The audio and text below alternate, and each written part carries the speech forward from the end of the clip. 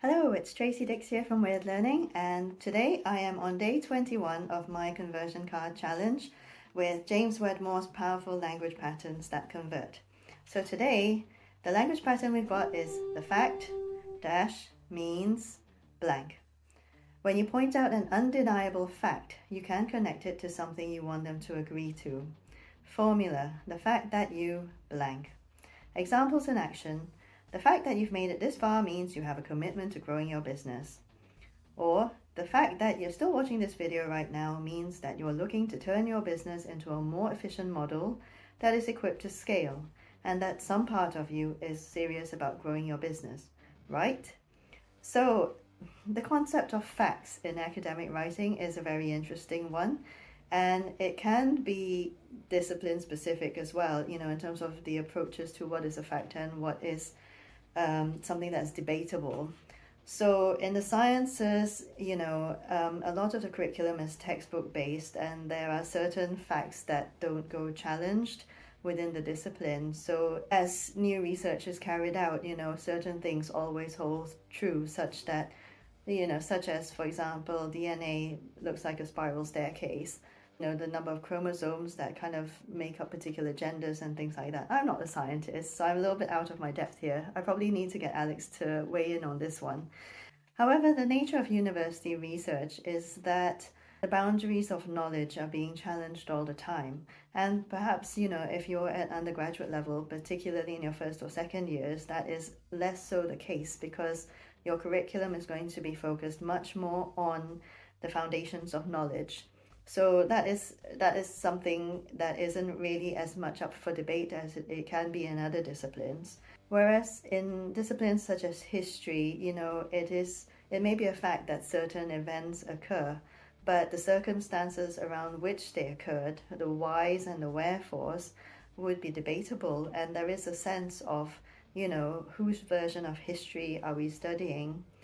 And I would argue actually that the same is true in the sciences as well, because very often we study a version of science that comes along with a certain narrative, and usually it's quite a patriarchal narrative. To give you an example of what I mean, so it was fairly recently that I first saw an anatomy illustration of a female body, so including bones, muscles, and tissue, organs, those sorts of things. And I was very taken aback to see the milk ducts of a woman's breasts in this anatomy drawing. And that should the fact that women's breasts are for feeding babies should come as no surprise to anyone. But because the prevailing narrative and the dominant image of anatomy drawings of human bodies is of a male body, that's why I was quite surprised. And part of this could be, yes, my own lack of criticality when kind of thinking of that kind of imagery. But the fact is, subconsciously we are fed this narrative that the default human is male. And so again, I've mentioned this book before, but this is something that is discussed at length in Invisible Women by Caroline Criado Perez. It's very much worth a read if you get the chance to. I would say it would go a very long way towards developing your own criticality, whether you're a feminist or not. You don't have to be a feminist to read the book and to gain a lot out of it. So I highly recommend that. Another source that's worth looking into is called Whose Science, Whose Knowledge by Sandra Harding.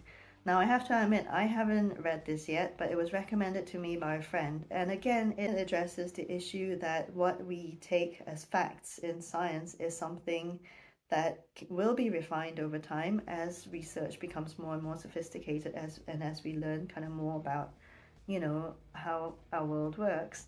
So it is definitely on my bucket list of things to get into, and I would recommend that you look at things like that as well. Depending on who a researcher is, that can influence and define how a research study has been designed, and would then influence the bias of that study. So for example, a study that has been designed by a researcher on learning styles, for example, but by a researcher who doesn't personally experience like any issues with neurodivergence, would be advancing certain evidence as facts, which would not be true, so would not be like a fact to someone who does have a neurodivergence, such as ADHD or autism. Hopefully, it does illustrate how, the idea of fact is something that is movable and is something that is up to being debated and challenged over time as new discoveries are made and as our knowledge becomes more sophisticated as well.